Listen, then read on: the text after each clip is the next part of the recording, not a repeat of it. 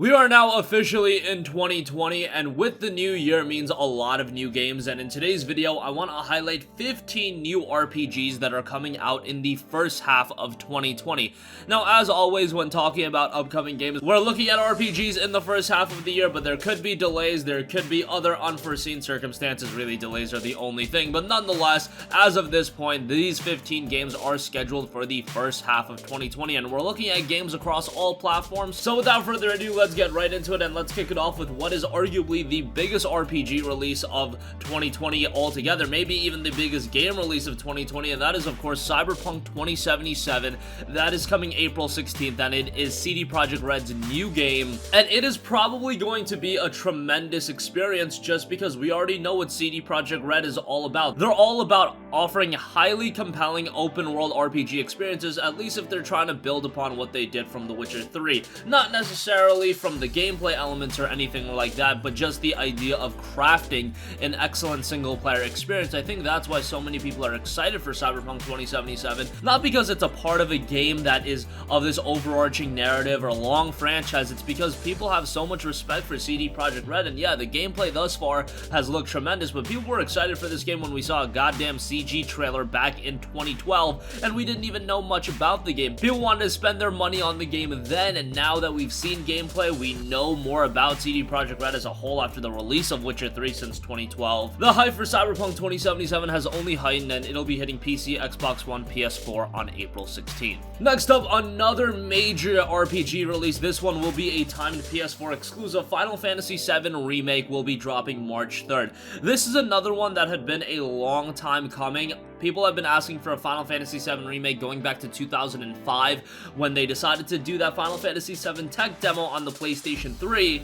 And I don't know what Square Enix was thinking back then. When they ran that tech demo, they should have immediately thought, after we show this, a lot of people are going to want a remake, and yeah, that's exactly what happened. Unfortunately, it didn't come to fruition for years, but then E3 of 2015, we finally got the announcement, one of the greatest E3 moments of all time, and now almost 5 years later, we are coming up on the release of the Final Fantasy VII Remake. Now, even though it's been 5 years, you would think that they would be able to remake the entirety of the Final Fantasy VII story in that time. We know that this remake is just going to be the first part of the experience. It's not going to be the entirety of the Final Fantasy VII story, and I've been vocal of the fact that I haven't been a big fan of how Square Enix hasn't really promoted that fact, but let's not get into that right now. The Final Fantasy VII Remake is looking great. The visuals look excellent. Gameplay offerings are going to cater towards both players. If you do want a more action-oriented experience, you can have that. If you do want the original playstyle, you can have something similar to that. It is shaping up to be a great game. A demo should be releasing very soon, and the game itself will be out on March 3rd.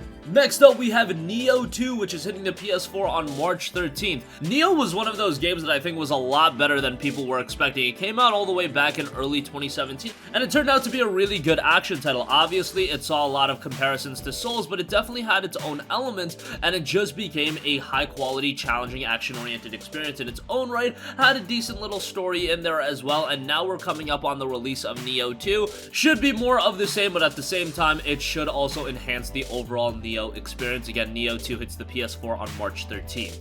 Next up, we have Darksiders Genesis, which is hitting consoles on February 14th. So Darksiders Genesis already released on PC, and it was received very, very well, and it's a different kind of Darksiders experience. Obviously, it's a dungeon crawling RPG, nothing like the typical Darksiders game you see outside of some presentation elements and whatnot. Darksiders Genesis gives players their first look at the world of Darksiders before the events of the original game, and it also introduces the fourth and last horseman, Strife, as well as co-op gameplay for the first time in the history of the franchise. It was received well on PC, with a 78 on Metacritic and a very positive reception on Steam, and it'll be making the transition to PS4, Xbox One, and Nintendo Switch on February 14th.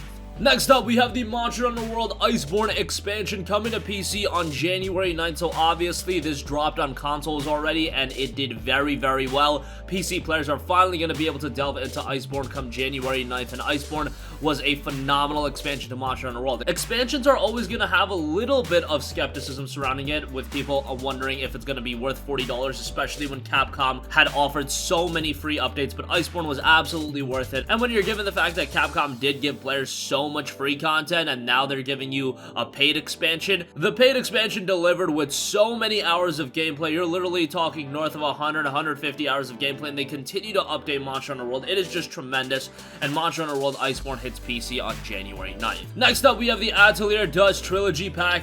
It is going to be containing 3 Atelier titles, and that'll be coming January 14th. Atelier is a little bit of an acquired taste. Some people really enjoy it, other people, maybe it has too many of the Japanese presentation nuances. That might be a turnoff, but overall, if you're a fan of Atelier or you're a fan of more zany JRPGs, I do think Atelier Dusk Trilogy Deluxe Pack is going to be a good buy, and it hits PC, PS4, and Nintendo Switch on January 14th. Next up, we have Tokyo Mirage Sessions FE. So this released back on the Nintendo Wii U all the way back in 2016. Now it makes the transition to Nintendo Switch, and it's of course a crossover between the Shin Megami Tensei and Fire Emblem series set in modern-day Tokyo. The game follows the members of a talent agency during their conflicts with hostile beings from another world called Mirages. Pretty standard setup for a Japanese RPG. The game was received rather well with its Nintendo Wii U release having a Metascore of 80, so that's not all too bad, and hopefully with the Nintendo Switch version, it opens the game to a new audience, because obviously being released on the Wii U, you're gonna have a limited audience given that console didn't do all too well. Now on the Nintendo Switch, that limitation should be removed, and Tokyo Mirage Sessions FE is a Nintendo Switch exclusive dropping January 17th.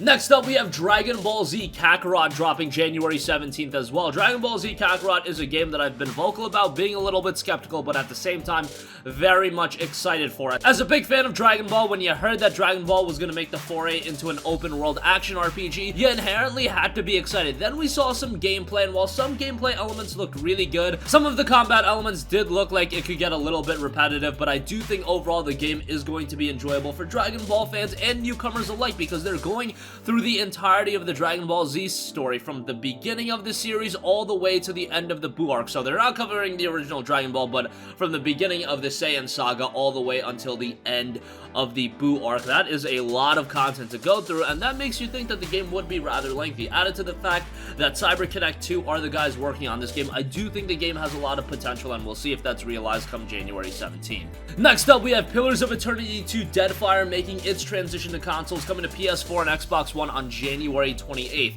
I have always recommended Pillars of Eternity. I know for console gamers, it's not the type of RPG that necessarily goes hand in hand with the big budget console RPGs. However, they are incredibly engaging games, and if you just give it some time, I'm telling you guys, you're gonna be hooked on it. Pillars of Eternity 2, even more engaging I think it'll be to a console audience. It's a high quality game, and this version is going to include all of the DLC. It does come at a hefty price with a full $59.99 retail price point, and given the fact that the game did release originally in early 2018 on PC, alright, yeah, that might be a hard price to stomach. However, the game from a quality standpoint is absolutely excellent, and it will be coming to consoles January 28th. Next up, we have Wizardry Labyrinth of Lost Souls. This is a PC exclusive JRPG, and I imagine that if it does well, it'll at some point come to consoles as well.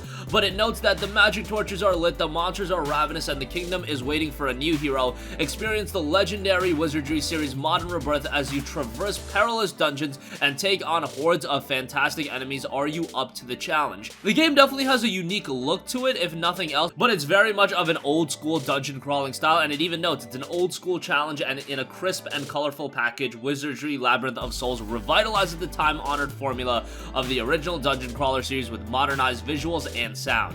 Wizardry Labyrinth of Lost Souls is noted to be coming sometime on PC in January. Next up, we have a hotly anticipated strategy RPG, and that is Wasteland 3. The RPG series that pioneered the post-apocalyptic genre returns with Wasteland 3. Following the critically acclaimed release of the 2014 game, Wasteland 3 takes place from the radioactive heat of the American Southwest to the perpetual nuclear winter of Colorado. Done by InXile, you are a desert ranger fighting a losing battle to keep your beloved Arizona alive when the self-proclaimed patriarch of Colorado radios, promising aid if he'll do a job he can only entrust to an outsider, rescue his land from the ambitions of his 3 bloodthirsty children.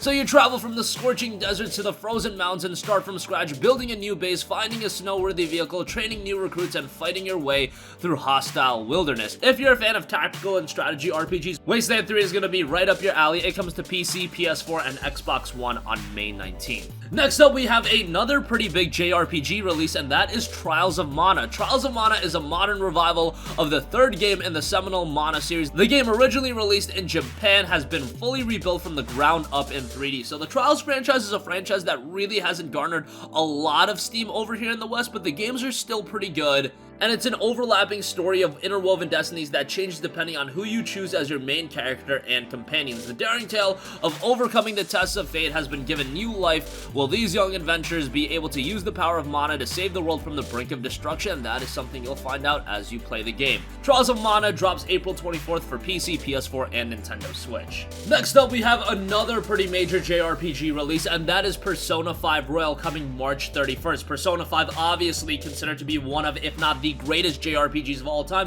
and if you're familiar with Persona, Persona usually gets these upgraded versions of its mainline games. We had Persona 3 FES, Persona 4 Golden, and now we have Persona 5 Royal, which might be the biggest upgrade any of these Persona games have seen thus far. Persona 5 Royal is adding a ton of new content, including a new semester, new character, and a lot more on top of that. If you already played Persona 5, there is a lot of reason to go back and check out Persona 5 Royal as well when it drops, just because it's adding so much content. And if you're buying Persona and checking it out for the first time, Persona 5 Royal is definitely the version to get. Yes, it'll be releasing at a full $59.99, and given that the base game currently goes for like $9.99, that is a little bit of a hard price to stomach, but overall I do think it's going to be well worth it, and Persona 5 Royal drops March 31st. Next up, we have a PC exclusive that people have been looking forward to for so long, and that is Mount & Blade 2 Bannerlord. Yes, Mount & Blade 2 Bannerlord will finally be hitting Steam Early Access sometime in March. The horns sound, the ravens gather, an empire is torn by civil war. Beyond its border, new kingdoms rise. Grit on your sword, don your armor, summon your followers, and ride forth to win glory on the battlefield of the world. Establish your army and create a new world out of the ashes of the old. There's going to be a ton to do in Mount & Blade 2 Bannerlord, and it is going to be a significant improvement upon the original game. Expect a colossal adventure here with a lot of variety in its gameplay, and Mount & Blade 2 Bannerlord, again, expected to hit early access on Steam sometime in March. Next up, we have Maneater. You were cut from your mother's body and left to die in the unforgiving waters of the Gulf Coast. Your only tools are your wits, your jaw, and an uncanny ability to evolve as you feed. Anything and everything is on the menu, provided you kill it before it kills you. An underwater RPG, Maneater will be coming to PC, PS4, and Xbox One on May 22nd. And lastly, we have an Amazon Games published title, and it will be a PC exclusive for now, and that is New World, a massively multiplayer adventure RPG. Fate has summoned you to the shores of the Eternal Isle, overcome the brutal legions of the corrupted, and draw battle lines with competing players in this land of danger and opportunity. In a land hell-bent on your destruction, what will you do to survive? You'll have to fight the world. Under the surface of the world's breathtaking landscape lay the seeds of an ancient evil that plots to erase all traces of humanity from its shores. Warriors of bygone ages, doomed adventurers, and creatures of legend have all succumbed to its corruption. It must be stopped. New World is a PC exclusive published by Amazon Games, and it will be dropping sometime in May of this year. And that's gonna conclude this video. Again, there are so many major RPGs releasing in the first half of 2020. I'm sure that there are gonna be releases that we don't even know about at this point, so there's a lot to sink your teeth into. That's gonna conclude this video. Sound off with all of your thoughts in the comment section down below. Thank you for watching, and goodbye. Hey guys, we hope you enjoyed the video, and if you did, make sure to hit the subscribe button, and if you're already subscribed, do us a favor and hit the bell icon. This way you'll be notified whenever we post a new video. That's the best way to keep up with all of our uploads, and we usually try to upload 2 videos a day. And with the bell icon hit, you'll be notified whenever we do upload a video. As always, thanks for watching.